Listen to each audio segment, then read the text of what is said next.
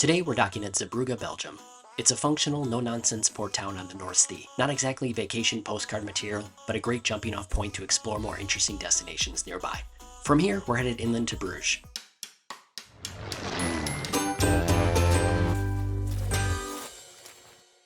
From Zeebrugge, you've also got the option to head south to Brussels, or check out the less popular but equally charming Ghent. We had every option open to get to Bruges from the port.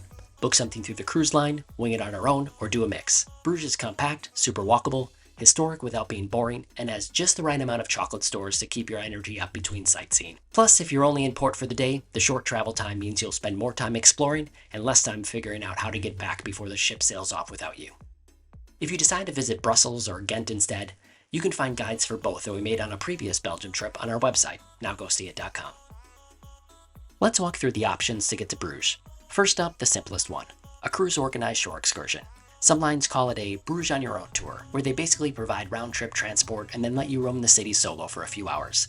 This is the easiest, most straightforward way to do it. You get dropped off right at the edge of town, and then make sure you're back in time. But ease comes at a cost. Ours was over $100 per person. It's not the cheapest way to go, but you're paying for convenience and peace of mind. Option 2, third-party buses or taxis. If you walk from the port gate over to the cruise terminal, you'll likely see a handful of tour operators or buses offering day trips into Bruges. These buses usually cost less than the cruise ship tours and often give you a little more flexibility in terms of return times. Taxis are another choice, and if you're traveling in a small group, this can actually be a decent deal.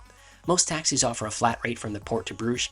Just make sure you confirm the price before you hop in and double check that the driver will pick you up later if you want a round trip deal. We ended up going for option 3, the train. With frequent trips and only one transfer, we decided it was our best option. However, at about $95 for 2 round-trip train tickets, the bus option being sold in the port would have actually saved us about $20. So here's the play-by-play if you want to take the train to Bruges from Zeebrugge. First, you need to walk to the Zeebrugge Kirk tram station. It's walkable from the port in under 10 minutes. It's a small tram stop with a ticket kiosk. The machines are touchscreen, offer multiple language options, and are generally easy to use. We bought tickets for the coastal tram and waited just a few minutes before it showed up. The tram is part of Belgium's famously efficient coastal transport network. It's actually the longest tram line in the world, stretching across the entire Belgian coastline. We're only taking it a few stops, to Duinbergen Kirk. The ride took about 20 minutes, and it felt like being on a comfortable commuter train with views of the coast and little villages along the way. Once we arrived at Duinbergen Kirk, we followed the Google Maps walking directions for a short 5-minute walk to the Duinbergen train station. It's small, quiet, and has ticket kiosks where we bought our tickets to Bruges. Again, the machines had multiple languages, and the process was pretty intuitive. The train runs fairly often, every 30 minutes or so, and the ride into Bruges takes about 16 minutes. The Bruges train station is a little outside the medieval center, but that's not a bad thing. The walk from the station into the city gives you a chance to ease into things. We crossed a small park, passed a few quiet streets, and suddenly the brick buildings started looking a little more beautiful. Welcome to Bruges. As you cross into the old city, you'll quickly understand why this is such a popular tourist destination. The sidewalks are cobbled, the buildings are decorated like gingerbread, and the canals pop up out of nowhere. Our first major stop was the Church of Our Lady Bruges. You'll spot it from blocks away thanks to the massive brick steeple towering over the surrounding rooftops.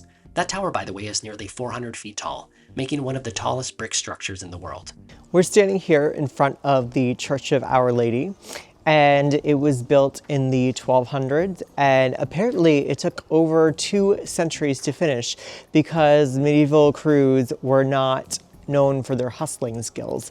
So it took a very long time, and inside there is a sculpture of Madonna, which I was disappointed to learn is not actually like Vogue hung up Madonna, it's some other Madonna. Inside, the church is big, dramatic, and quietly impressive.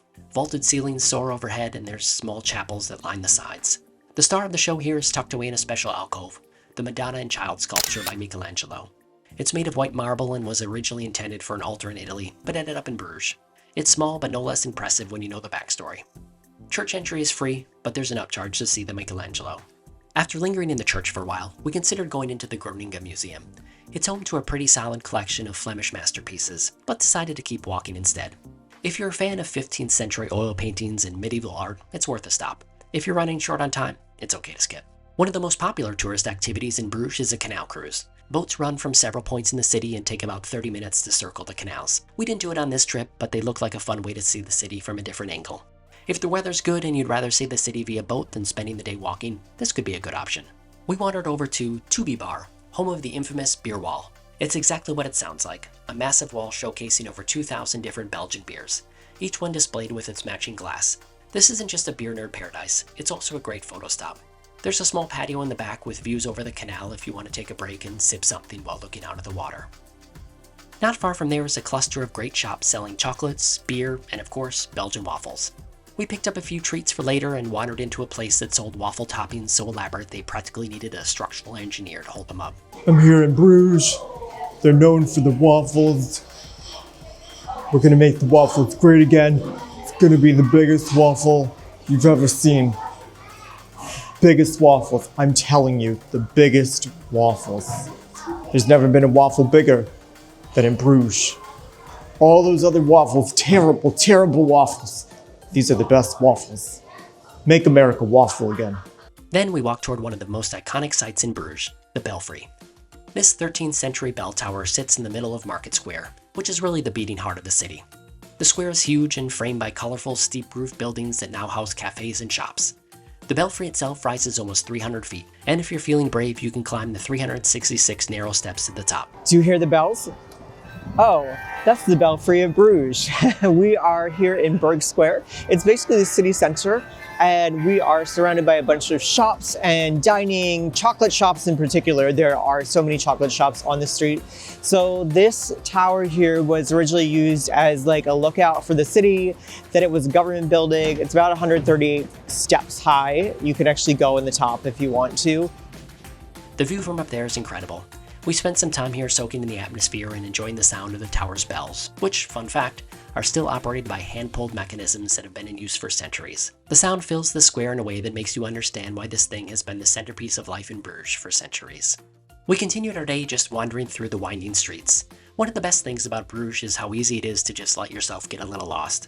Canals crisscross the city like a web, and they're always showing up where you don't expect them. At one point, we ended up on a footbridge surrounded by ivy-colored buildings and flower boxes as a swan glided by like it had been hired by the tourism board. Okay, so Bruges has been called the Venice of the North. That's one of its nicknames. I've never heard anyone say that, but it's in all the tour guides. And you can see why, because there's a lot of canals running through the city, and one of the main things to do in town is actually to take a boat ride where you can see all the backs of the buildings that you wouldn't see from the street. And it is really picturesque, like it looks like a movie set back here. And it's a lovely place to just kind of walk around. I recommend getting out of the market, out of the main square, and doing a little walk through the neighborhoods because it's really charming. And, you know, you see a lot of stuff that you wouldn't see in the center of town. And the architecture back here, these like Tudor style, medieval style buildings, it's quite impressive.